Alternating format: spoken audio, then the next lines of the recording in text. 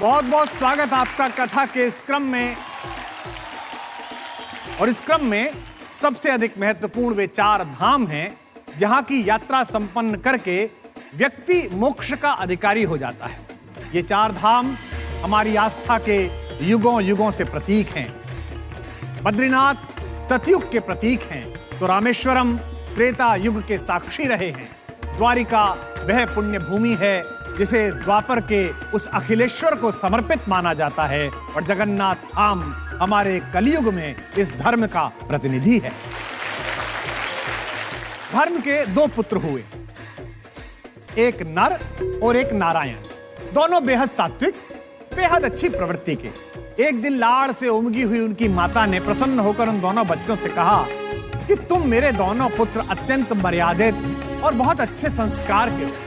मेरा मन है, मेरी इच्छा है कि इसके मां के मातृत्व के अतिरिक्त भी मैं तुम्हें कोई वरदान दूं। दोनों बच्चों ने एक ही वरदान मांगा। दोनों ने हाथ जोड़कर मां से कहा, धर्म के प्रति, पिता के प्रति हमारी गहरी रुचि से आप मोहित हैं ही। माता, आप हम दोनों को तपस्वी होने का वरदान दीजिए। मां हैरान हो गई, क्योंकि जिन पुत्रों से इतना अधिक मोह था, जितना अधिक स्नेह है, जितना लाड़ है, अगर उन्हें तपस्वी होने का वरदान देती है तो वे तपस्या के लिए परिवार को, घर को छोड़कर चले जाएंगे। लेकिन वचनबद्ध माता ने अंततः पुत्रों के मोह को पीछे करके अपने वचन की पालना की और दोनों पुत्रों को परम तपस्वी, परम तेजवान होने का वरदान दिया। अपनी मां से मनचाहा वरदान प्राप्त करने के बाद नर और नारायण घर परिवार की देहरी को त्याग अपने संकल्पों को हिमालय जैसी ऊंचाई देने के लिए पर्वतों के उस प्रदेश में पहुंचे जहां उन्होंने कठिन तपस्या आरंभ कर दी। बद्रीनाथ वही पवित्र भूमि है जहां धर्म के उन यशस्वी पुत्रों ने सहस्रों वर्षों तक घोर तप किया है। जिस पर्वत पर नर ने तपस्या की वे इतिहास के शिलालेख पर नर पर्वत के नाम से अंकित हुआ, और जिस पर्वत पर नारायण ने तपस्या की उसे आज भी हम नारायण पर्वत कहकर प्रणाम करते हैं। आइए अब बढ़ते हैं दूसरे धाम की ओर, यानी कि त्रेता युग का प्रतीक, भगवान की पुण्य लीलाओं का साक्षी वह रामेश्वर तट, जहां अनाचार के विरुद्ध एक तपस्वी के युद्ध का ऐसा उद्घोष हुआ कि विश्व आज भी उस आतताई के खिलाफ भगवान की उस भूमिका को दशहरा और दिवाली के रूप में मनाता है। अपने समय के सबसे अधिक पराक्रमी, बुद्धिमान, तेजस्वी और वंश परंपरा के समस्त गुणों के साथ अभिषिक्त होने वाले अपराधी रावण का वध करने के लिए भगवान मर्यादा पुरुषोत्तम श्री राम ने इसी स्थान पर शिवलिंग की स्थापना की थी। प्रभु ने श्री राम को विजय का आशीर्वाद दिया था और भगवान शंकर इस दुनिया में सत्य के लिए संघर्ष कर रहे हर संकल्प को सहारा देने की अवधारणा तब से लेकर आज तक दोहरा रहे हैं। आइए अब प्रस्थान करते हैं द्वारिका धाम की ओर। भूमि का वो पवित्र पावन हिस्सा जहां भगवान ने अपने सहकारी रूप को प्रकट किया और उसे राजधानी बनाया। कहते हैं कि भगवान श्री कृष्ण के आदेश पर महान महारथी वास्तुशिल्पी विश्वकर्मा ने द्वारिका को बनाया था, और उसी द्वारिकापुरी में अपने शासन के कारण माखन चोर द्वारिकाधीश कहलाए।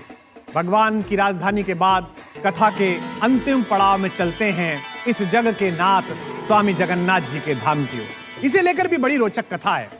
एक बार इंद्रद्युम्न नामक एक राजा के स्वप्न में भगवान श्री कृष्ण आए और उन्होंने कहा कि एक बड़े पेड़ के तने में मेरा विग्रह बनवाओ और इसे किसी सुंदर मंदिर में स्थापित करो। श्री कृष्ण तो स्वप्न में आग्रह करके चले गए, पर राजा की नींद उड़ गई।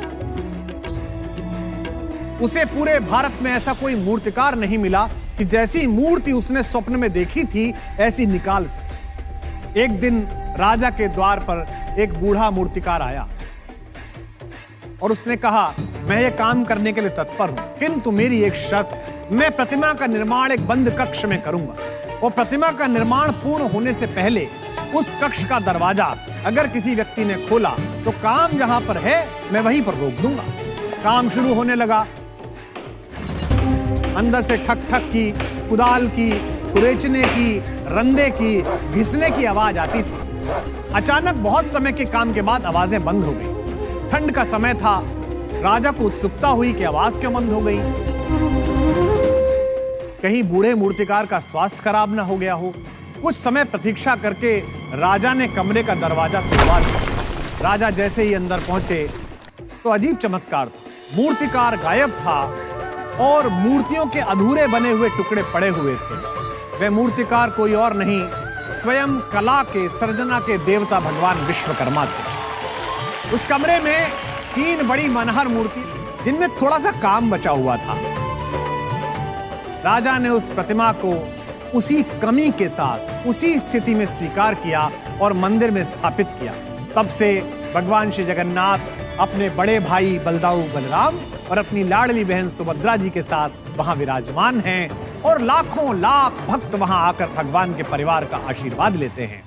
भारतीय संस्कृति में आस्था के इन पूज्य 4 केंद्रों की कथा हमें बहुत कुछ सीख देती है। जैसे पहली कथा बद्रीनाथ नर और नारायण के सम्मिलित पुरुषार्थ के बारे में बताती है। धर्म की कीर्ति केवल नारायण के सहारे संभव नहीं है। जब तक नर उद्यम नहीं करेगा, नारायण भी कृपा नहीं करेगा। इस सृष्टि के समस्त शुभ संकल्प नारायण और नर के संयुक्त प्रयास से ही संभव है। इसका दूसरा उदाहरण, कथा के दूसरे भाग का सार क्या है? जगन्नाथ धाम की कथा यह बताती है कि जब तक संभव हो, सत्ता को किसी भी शिल्पकार पर अपनी शर्तें थोपने की बजाय उसकी शर्तों को स्वीकार कर लेना चाहिए। जब जब हस्तक्षेप हुआ, कला की प्रतिमाएं अधूरी रह गई।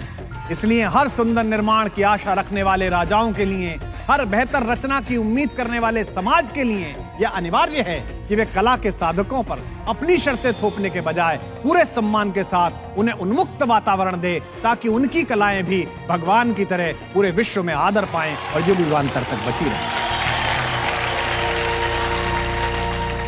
धामों के साथ परिचित होने पर एक और आवश्यक संदेश समझ में आता है।